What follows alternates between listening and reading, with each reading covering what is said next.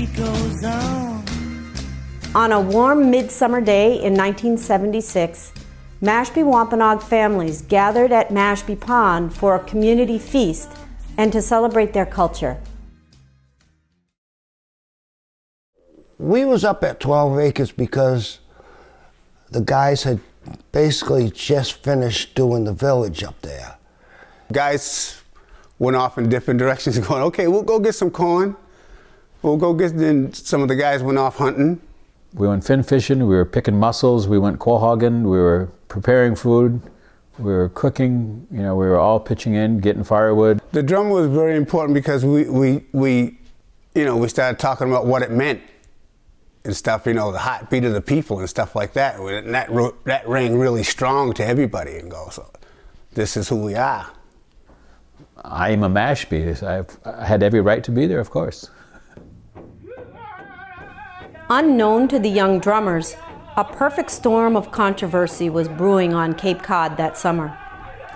The celebrated sounds of tribal tradition that rippled across Mashpee Pond that night fell on the ears of those who perceived their beat of the drum as a threat.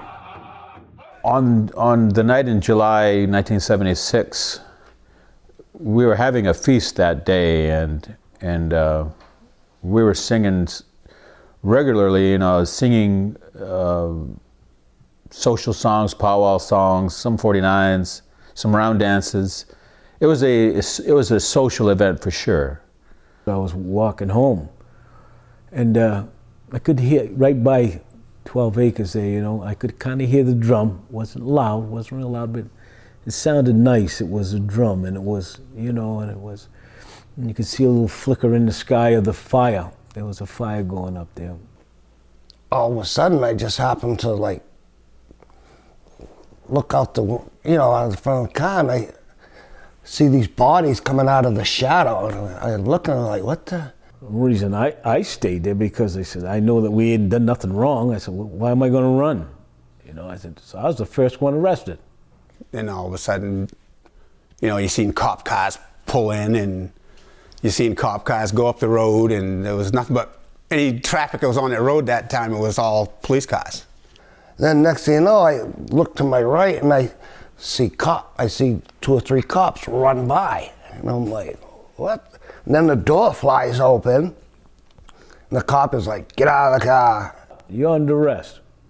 I said, for what? Disturbing the peace. So they handcuffed me right there on the spot. They handcuffed me, and I sat back down on the ground. So I had a ringside seat for the whole thing, and I'm watching them chase the guys through the woods. And of course, my guys, they all scattered when they seen the riot gear and the helmets, the big glass shields they had, big shields and big nightsticks. They had dogs on leashes, you know, and I, what in the devil is going on? The police were hollering at me about things like, this is payback for Custer, or you know, this is you know, they mentioned Geronimo's name and different issues, you know, different famous Indian warriors of American history that I didn't understand what the connection was here, but apparently that, you know, they were aware of it, and or they were creating a connection like, okay, you know, you might have got us at Little Bighorn, but we're getting you now. And I was mystified and dumbfounded. Within the Native community, the high-profile case of the Mashpee 9 became a dedicated campaign for vindication and social justice. The Mashpee 9 and their supporters refused to sacrifice their traditions on a political battlefield. They fought to recover their dignity and their right to celebrate being Mashpee Wampanoag. This is their story.